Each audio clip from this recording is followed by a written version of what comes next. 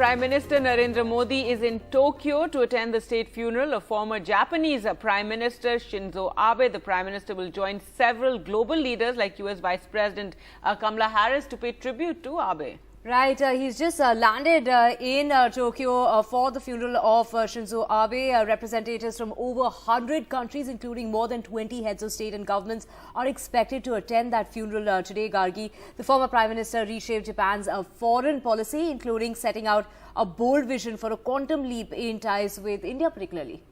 And Shinzo Abe was assassinated on the 8th of July in Nara. Now, the Prime Minister also tweeted about arriving in Tokyo earlier on. There you can see he's holding a meeting. The Prime Minister posted photos of himself deplaning. He will be attending this bilateral meeting with Prime Minister Fumio Kishida.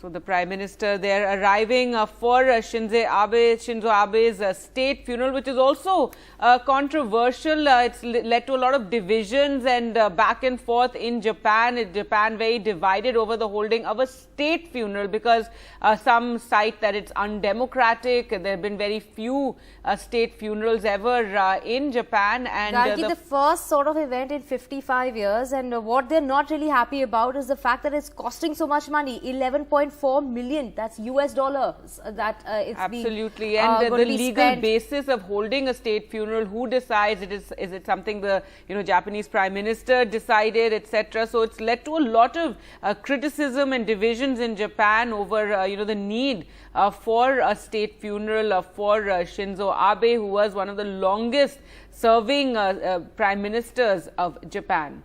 Right, Kaki, who all will be there is the question. I mean, Joe Biden's not going to be there. Instead, Kamala Harris will be there. We also do know that the Australian Prime Minister is expected. Let's go across to Maha now for more on this. And Maha, tell us more about the Prime Minister's program. He's there for the state funeral, which is also something that has emerged as very controversial in Japan. Yes, it may have emerged as a controversy in Japan, but for Prime Minister Narendra Modi, who shared a great camaraderie with Shinzo Abe, this was an important event which he was expected to attend ever since this idea was floated by the Japanese Prime Minister.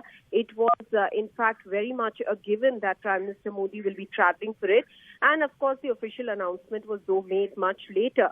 Prime Minister Narendra Modi has also, when Shinzo Abe was assassinated, in his tweets, revealed the kind of close bonding and friendship that he had with Shinzo Abe.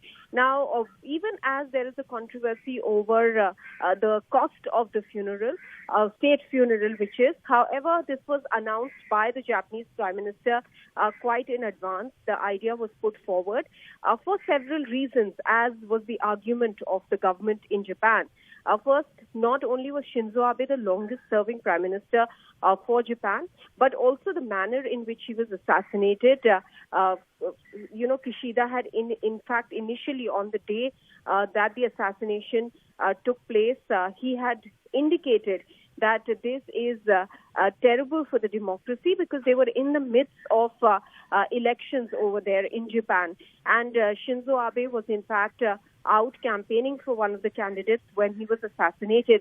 So he wanted to ensure that the message is sent out that democracy and electoral processes and the processes by which the country is governed will remain intact. So one of the messages that they are sending out through this is that Shinzo Abe was a tall leader for the Japanese who has, in fact, pushed forward the thought and the ideology of what Japan should be like, slightly, in fact, moving away from the very pacifist idea of Japan that you have to a slightly more aggressive idea of what Japan should be in view of the emerging threats to Japan. So we saw the whole idea of the Quad was revived after almost a decade in 2017, keeping in mind the Chinese threat in the Indo-Pacific.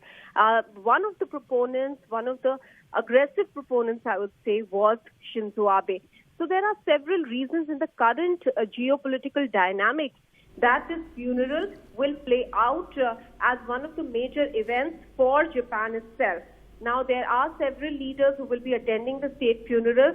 As Divya just pointed out, it's not just Prime Minister Modi, but even at the U.S. level. The Vice President there, Kamala Harris, will be participating.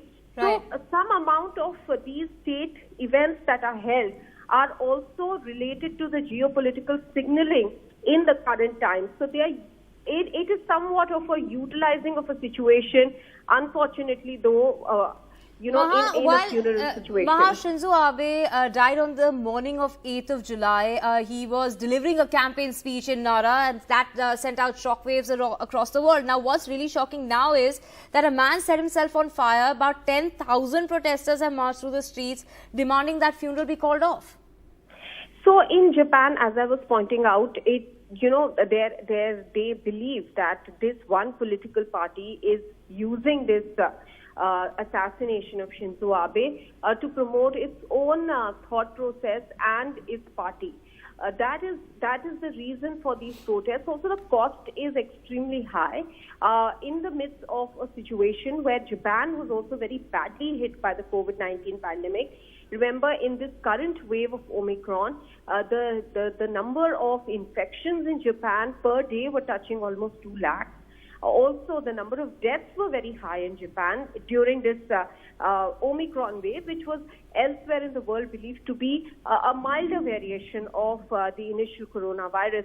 Under these circumstances, the kind of angst that the people are feeling over the cost of this, also the thought process that many would have that one political party might utilize it to further its own interests, that is the reason that some of these protests are being held at the moment.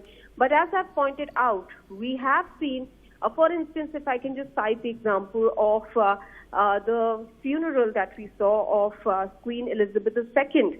Many of these events are also, in some sense, held as an exercise where leaders are coming together. A country is showing the kind of strength that it has, the geopolitical clout perhaps that it can put together. So many of these messages are sent out, and I think perhaps one of the reasons in this case is that at the moment as well. Apart from the fact that, yes, Shinzo Abe was the longest serving Prime Minister, and even then many protesters believe that there is no precedence, and therefore even if he served as the longest serving Prime Minister, should this funeral be held.